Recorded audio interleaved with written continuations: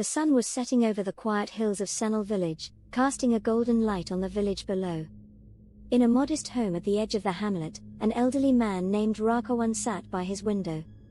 A letter lay half-written before him, and beside it, a worn copy of Marcus Aurelius' Meditations, marked with years of reflections. Once a philosophy teacher for 4 decades, Rakawan had now turned his final days inward, not toward textbooks, but toward wisdom that had weathered time. He wrote, "My dearest son, by the time you read this, I may have already taken my final breath. Do not read this with sorrow, but with calm.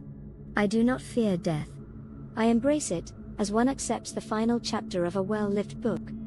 3 months earlier, Rakawan had been diagnosed with a terminal illness.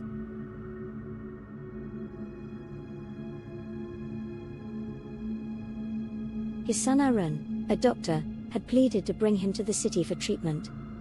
But Rakawan chose to stay, in the house where he had shared life with his late wife, enjoyed the growth of children, where the silence was familiar, and the hills still stood like old friends. To everyone's surprise, Rakawan welcomed the news with grace. "It is not death that should trouble us," he had said, "but an unlived life." He resumed the letter. "You asked how I could face death calmly. I see it not as punishment, but a return to where I was before born. It is like fruit falling when it's ripe." Marcus Aurelius said, "Do not fear what nature has crafted. Death is not the enemy. It is the rhythm of life. My body will return to the earth. My breath to the universe. As you know, soon you will die. Be prepared to live every movement of your life. The mistake we make is that thinking we have time infinitely.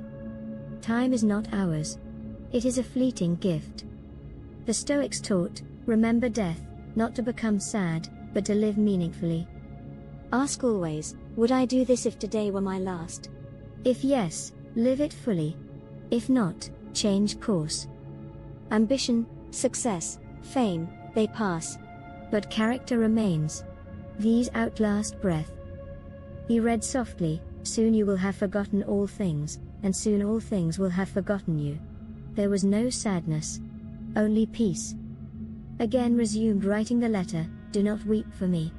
I have lived with my loving wife, I have seen you grow, heard the rain on this roof, felt the moon rise over these hills. That is enough. Plant a tree in my name.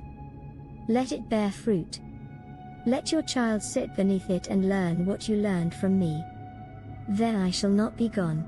I shall be returning. With love always, your loving father." That night, Rakawan passed away in his sleep. With a letter by his side, and peace in his breath, he had returned. Philosophical reflection. Rakawan's story beautifully reflects Marcus Aurelius' Stoicism. Death, he believed, was not a curse but part of nature's rhythm. By accepting mortality, not with dread but awareness, we sharpen our lives, our values, our choices. When we live as if each moment matters, we are not paralyzed by death, we are set free by it. A life lived in calm awareness and moral integrity, like Rakawan's, leaves behind not fear, but fruit. Not endings, but echoes.